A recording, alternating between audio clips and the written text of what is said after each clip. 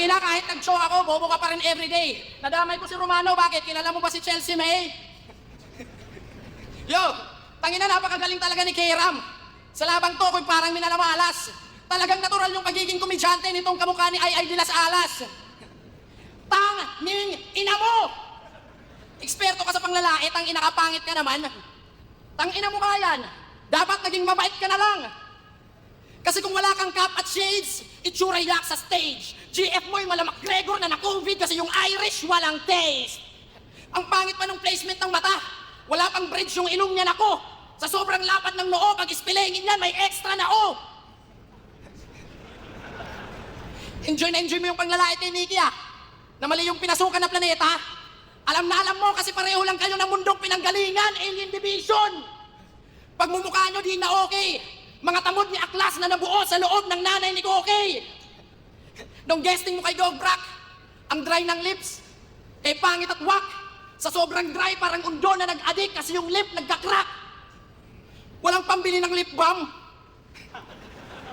Tung taong malakas manglait, kaya ka lang masakit magsalita kasi nga madalas may sugat ka sa labi. Sabi ni Zaki, wala kang magulang. Kaya pala nung na-mention mo ang cousin, uncle at niece, biglang nag-choke ka pa peeps. Kasi habang binibitawan mo yung mga salitang yan, na-realize mo na wala kang relatives. Ang yung itsura pang nanggaling sa similya na low-class type, ako pogi, kapintasan kulang height. Trip pala nito, oo, yung brand nice. Pero kahit na ganun, kay merong orphan vibes. Tangina, tumutulong daw to sa community. Di niya lang binibidyo. Tangina, napakaangas. Di mo nga binidyo, kinang-ina ka, pinangalandakan mo naman sa podcast. Don't let your left hand know what your right hand is doing. Yan yung sabi sa Biblia. Yung pagbibidyo at pagpapahayag na tutulong ka ay walang pinagkaiba. Feeling mabait ang puta. Doon sa interview siya tinanong, sa over 10 years mo sa industry, ano mga napulot mong aral? Sagot naman ni Gago, paggawan ka ng mabuti, paggawan ka ng masama, gawan mo na mabuti. Yan ang turo ni tatay. Ang simple-simple ng tanong, pero para sa'yo mahirap men. Turo ni tatay ang puta. Anong akala mo sa tatay mo ha, hipapsin? Ang laki ng pinagkaiba ng tatay mo sa eksena, may pagkaboba ka day. Ang tanga-tanga mong sumagot, kaya marami sa yung umay na umay. Alam mo ba yung pinagkaiba ng eksena sa tatay mo bay? Ang tatay mo patay na, yung eksena buhay na buhay. Na, puking inang yan. Wala nga kwenta-kwenta kalaban, puking ang ina mo. Isa kang hangal. Dinamay mo pa yung tatay ko. Di ba yung lola mo nung bagyo natagpuan nakabara sa kanal? Gago pa talaga. Gago to. Round to game. Nagsaliksik ako tungkol sa'yo. At nalaman kong nagtitinda ng gulay si Damuho. May promo sila na pag bumili ka ng 2 kilong ampalaya, may kasama ng puno. Pero alam nyo, mas malupit doon mga ma'am, sir. Pag bumili ka ng 10 kilong gulay, may kasama ng farmer. Malakas daw pangangatawan niya kasi lagi siya nag-uulam ng gulay. Kala mo talaga may choice siya no? Proud ka pa, Dong? Nakakapag-ulam ka lang ng manok pag yung tatay mo natalo sa sapong. Kaya kung ikukumpara ka sa akin, puta marami ka pang kulang.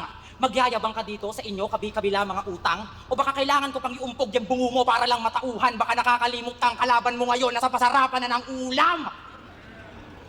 Taga-bukid na ang lakas manglait sa sarili, gwapong-gwapo. Magsalamin kang hayop ka, huwag kang basta maniwala sa mama mo. Natural, sasabihin nun, pogi ka, produkto ka niya tanga ka talaga. Wala kang karapatang manglait, hindi porke puging-pugi sa'yo nanay mo. Tol, okay lang manlait ng itsura basta may kisame yung bahay ko. Di ba? Facts lang. Di rin naman ako gwapo, tol. Kaya nga bumabawi na lang ako sa forma.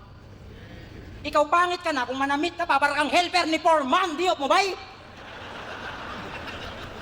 Taas kamay na nakapanood ang laban niya dito kay MP3. Meron, laban niya kay MP3.